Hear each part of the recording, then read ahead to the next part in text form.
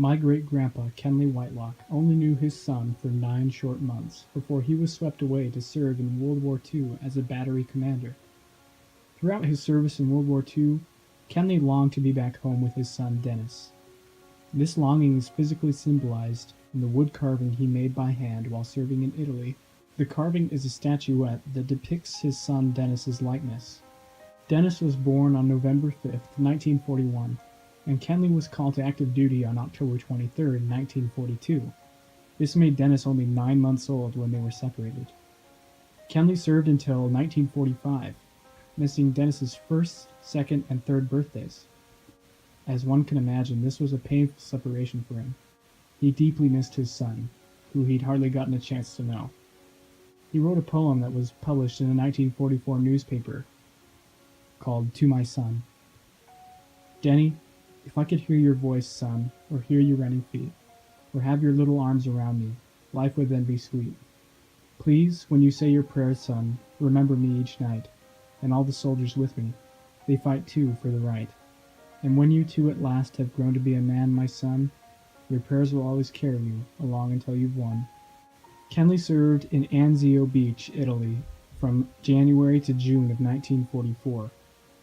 While stationed here, he found a piece of wood on the beach, and this piece of wood would later become a beautiful statuette dedicated to his son. The Battle of Anzio is a little-known battle that occurred in Italy near Rome.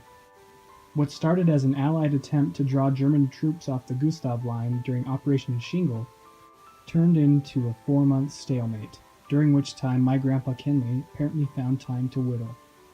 Over this 4-month stalemate, Kenley painstakingly carved my great-uncle Dennis's likeness into the piece of wood that he had found earlier. The level of detail present in this carving is pretty impressive. Before the war, Kenley was described as a Renaissance man. My mom said that he could do anything. He could look at anything and say, "Hey, I can do that." Whether it was sewing costumes for a play, playing piano, violin, and he was a tenor in choir as well. Considering the context that this statue was created in, it's really a study in contrast. The contrast between the horrors that Kenley was experiencing during war and the innocence of a child. It represents safety and nurturing, and what Kenley longed for instead. Following the war, Kenley came home a haunted man.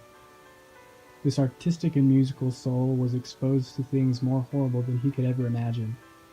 He even had his best friend die the day he was on leave. So it wasn't just the separation from his family, but what he experienced during that time that was so life-altering. Despite his traumatic experiences, Kenley's love for his family never faded. And 9.5 months after he got back home, my grandma was born. This sculpture was passed down from Kenley to my grandma, and finally to my mom. And it's an heirloom that represents the fact that throughout all of life's difficulties, we can always rely on the love of our family.